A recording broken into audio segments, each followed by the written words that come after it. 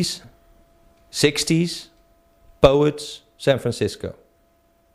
What comes to mind? The Beat Generation? People like Jack Kerouac? Well, tonight we're talking with Tony Seldin. He calls himself the vagabond poet. And he has performed with Kerouac. He has performed with many, many people. Well, anyway, tell us about it. Well, Tony. Howdy. Howdy, how are you? Howdy out here in Europe land. Marks my 28th time to Europe since 1967. So I'm very familiar with the scene here. With the scene here in Amsterdam. Okay. And the changing scene. Tell me a little bit about that, because a person that, when we talked about it, was Ben Posset, the man who in Amsterdam has made a connection with the American poets, the beat scene. Ben Posset was one of the great cross-cultural figures who brought people over, and he had a heart for everyone. And he was very, very brilliant. He was doing... We crossed paths so many times, paralleling, doing different events, and that's how I met Ben. Ben Posset, the man who put on people like Ginsberg and many, many poets in Amsterdam. And produced Lindsay Quasi, everyone from the Grateful Dead to probably the Jefferson Airplane to... he brought Tim here. He brought Tim here. He brought Lindsay Quasi Johnson, the great reggae poet, rapper. Yeah, he was a great... It was a great loss to Amsterdam and the art scene and the literary scene when Ben went. Yes, yeah. Well, maybe we have kept a little bit of that. People like you are coming, and... he was an inspiration to me. He said something very... You've got to realize that these guys are they're about 15 years older, 20 years older, some of them. And, Ben once said to me, he said, you're gifted and you're good. I want to see you great. And that was a compliment, because he had produced everyone in Amsterdam and he'd seen the worst things. Yeah, Ben Posset, Soyo Productions. Tony... is Soyo Productions still going? Let's give them a plug. Yeah, well, Soyo is there. It's now in Zaal 100. They are trying... Well, there is some memory of Ben, and he still has good press as a organizer. And, I remember him, and... So that's one thing. Tony, start off with one of your poems. Okay, I'm going to start off with a short poem from my first book, Alone with the Wind. It's for the late, great beat poet Bob Kaufman, who is considered the Black Rimbaud of the beat generation, and one of his works still lives. So it's titled Standing Alone. Standing alone, dreaming on every corner, magic swirls through me and the streets with jazz undercurrents. Oh, streets, believe the sky can open for everyone. And that's nice. Yeah. Poetry. You say you lived in the 60s, but you were influenced by the 50s beat generation, Allen Ginsberg's. I was lucky enough to be one of the youngest poets, I think, in the world to cross that counterculture path with them. And by 1962, the Beats had left San Francisco, but there were many beat people who stayed on. And it was like a classroom for a younger poet growing up, squeezed in between the Haight-Ashbury and the beat generation that was... You must have been pretty young. How young were you? Well, let's see. I'm 48 now, so I wasn't that young. I was 20. Yeah, but the Summer of Love was... 67. You were 18. 18, something like that. And but I was right there in the middle of it all. Growing up in San Francisco, I think we started drugs a lot earlier, you finished drugs a lot earlier, you kept doing drugs longer, but being in that part of the whole, squeezed in between the psychedelic oracle, the San Francisco oracle, and Ken Kesey and the Merry Pranksters. The people who changed the world a little bit, the people from the Grateful Dead, the Bus. Tell a little bit about Ken Kesey and the Bus. Ken Kesey, of course, was a novelist and a writer, and who when he came to do his graduate degree in Prairie Lane in Stanford, which is south of San Francisco, he met a whole host of writers and people, and they all of a sudden LSD hit the scene. He became an experimenter of LSD through a government program, and that sure backfired for the government because he turned on part of the world along with Timothy Leary. But so there was a place called Prairie Lane, and that's where the whole prankster idea came to be. And Ken Babbs, Merry Prankster, did the bus. It was his idea of painting the bus, and it was just a fascinating part of Americana. And, you know, when I travel the world, people say, oh, a vagabond poet. And then they say, how could this ever happen in America, of all places? You know, it should have happened here. But it really, the youthquake explosion was really in America. Now, when you say vagabond poet, it reminds me of Dharma Bums. Is that your line too? Jack Kerouac was a little bit more of a Buddhist tendencies there. Yeah, I think there's some spiritual. It's, I mean, a vagabond poet is someone who, in my eyes, travels with his poetry, his wit, his intelligence, and whatever he can contribute to the world. So you're traveling with your art. Could be a vagabond artist. or So you're somewhere between Charlie Chaplin, The Vagabond, and Dharma Bum. Right, Dharma Bum. Yeah, not Charles Manson. No. Now tell me, you're still doing poetry. You're organizing poetry in San Francisco. Yeah. Tell me a little bit about it.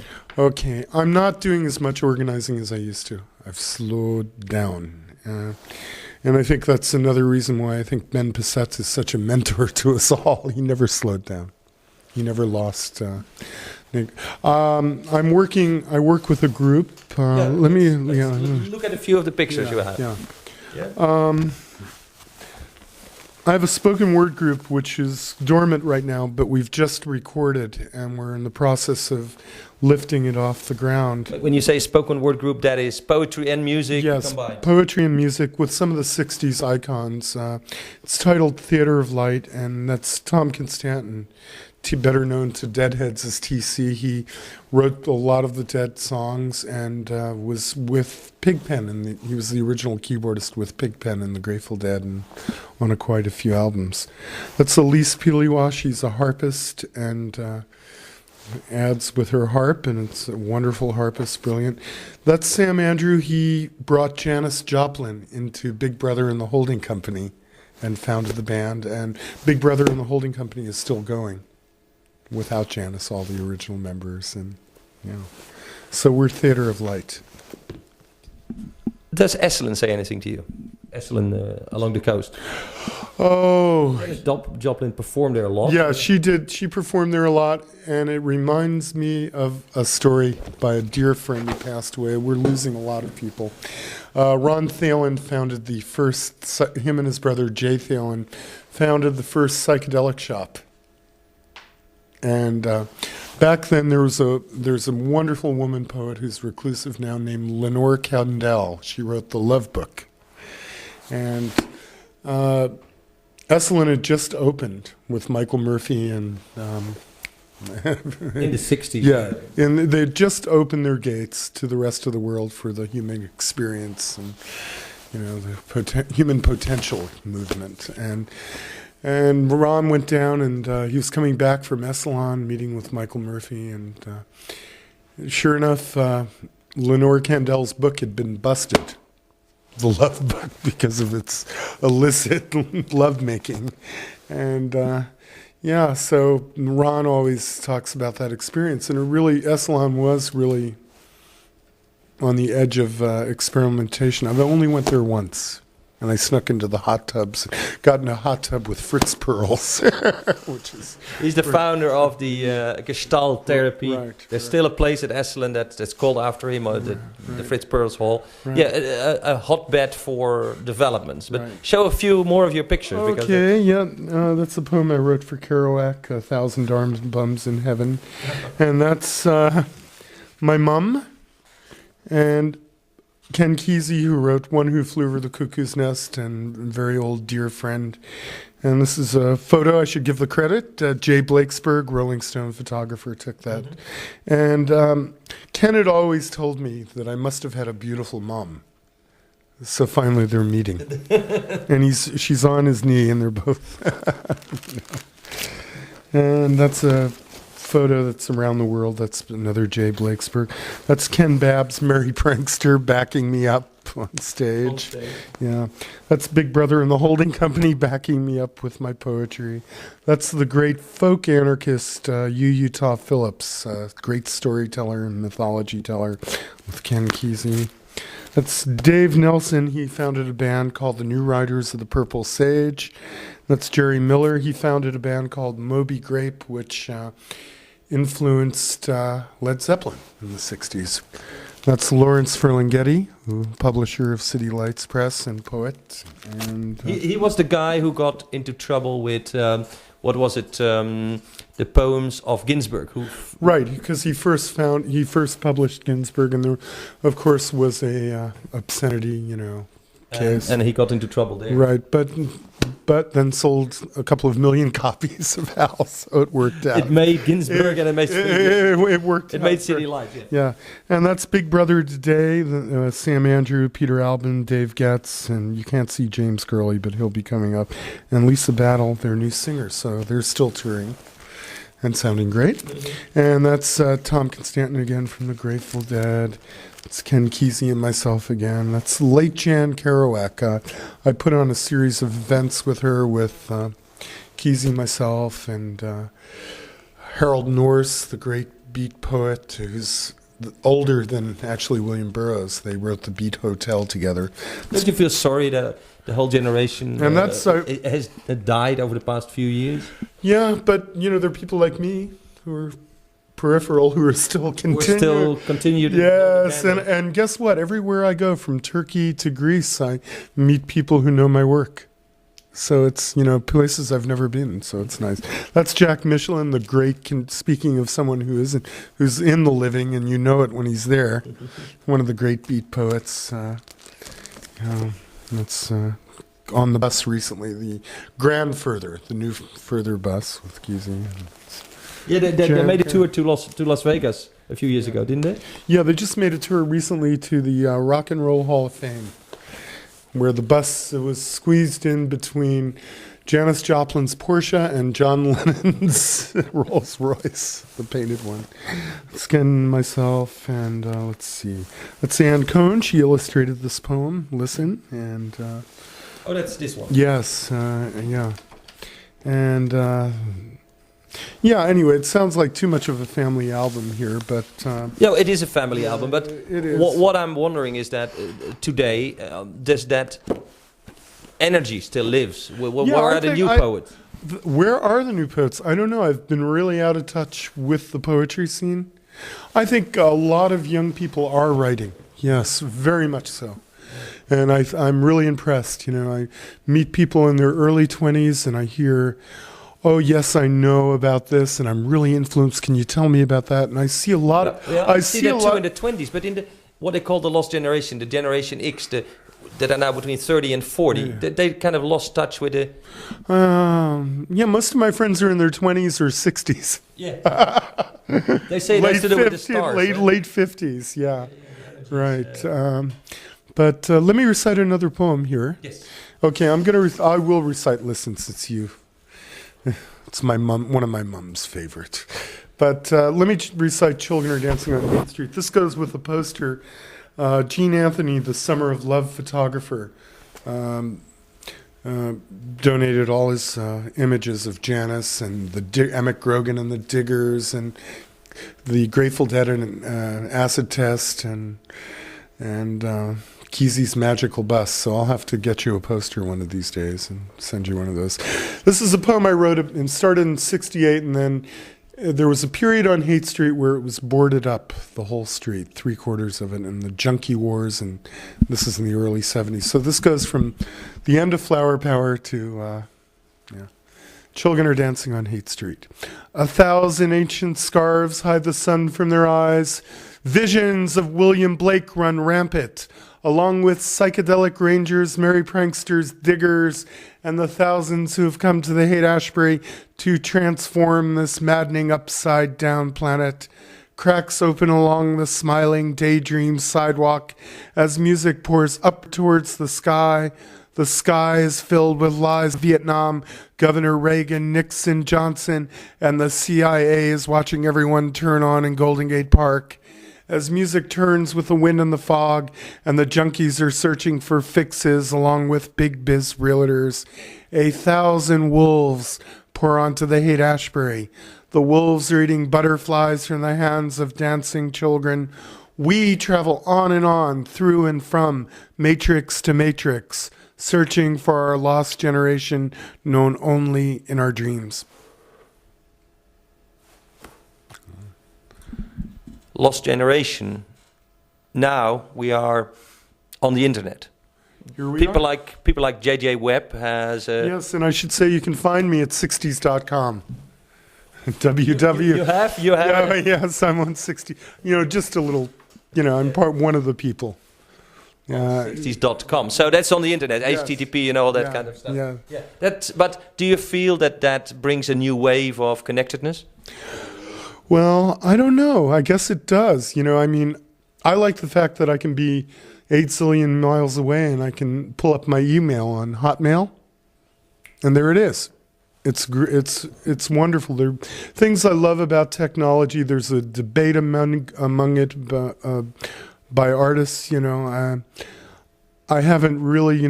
I went to the original human being. I haven't been to the digital being. Yeah, we actually have quite a bit of footage from it. I've been there performing a little bit, speaking at it. Who's the big guy who looks like Dumpy Dumpy? No, he's. Michael Bowen? No, not Michael Bowen. You're talking about the guy who runs it. Yeah, I know. No. The people from Michael a magazine. Krasny. Michael Krasny, those guys. Yeah, I found it was interesting, but it was a little bit digital. It was a little bit of a black-white atmosphere. You have to be in, you have to be hip, you have to be high-tech, and if not, you're out. Like I don't really believe in the internet as a worldwide mass medium, and they all did. Yeah, I think communication is great. As we approach the millennium, it's beautiful. I haven't been to the digital be-in, so you have more experience than I. But the old be-ins, what we had happening in those days, we had happenings in Amsterdam. I know you had a be-in in Vondel Park. That's the first thing when I met Ben Passett 10 years ago. Well, I didn't, and we discovered we knew everybody. Funny thing about meeting Ben Passett is that we both knew everybody in common, and we sat for days talking. How come we had never met up until this? That's how it goes. Right. Yes, cross-cultural people. Right, cross-cultural, and he had put on a tribute to Kerouac. I'd put on a tribute to Kerouac the same time. And of course, I had helped revive the Summer of Love with Alan Cohn, who founded the Oracle and the Human Beings. The Human Beings. Yeah, him and we had teach-in in those days. And the teach-ins in those days, and the provosts you had here, right? The diggers and yeah. They're still in town. They're still active. Yeah, actually, there are diggers who are still active. Peter Berg is still going. He started Planet Drum, and of course, Mickey Hart from the Grateful Dead picked up on that. And Peter Coyote, another digger, actor, wonderful. Kabouters, they were called here. Yeah, kabouters. Yeah, kabouters. There's still books about it. Right. Yeah, and the funny thing is, we're now in the 90s, and what came up is the psychedelic mushrooms are very hot in Amsterdam. Yeah, I know. I love that. I often love that. I can podos here. Right. I can remember picking, mushrooms in the Pacific Northwest, where I grew up. In Native American lands and outside, and just picking and thinking, is the rest of the world ever going to pick up on psilocybin? And all of a sudden, now we're in the late '90s, and everybody. Yeah. Well, that's good to see, because that's nature, and your poem "Listen" is about that. Well, Listen was written, I think, later. You know, not 60s. It was written when Reagan was president. Good time to write this poem. Listen to the wind, listen to your life, listen to the falling America. Listen to the wind, listen to your life, listen to the hunger in America, listen to the sound of greed, listen to the people who have nowhere to turn, listen to the children whose homes are in the streets, listen to the murderers, listen for the anarchists, please joy instead of hate, please bring ice cream instead of violence. I too have fallen to the streets, listen and dream. That reminds me of William Burroughs, who said, Really? Well, that's a compliment for the late, great William Burroughs, who is somewhere down a place of dead roads. I'll miss him. Yeah. Yeah. It was nice to have a schoolroom like that with all these folks. You know, that was you couldn't buy that in a college.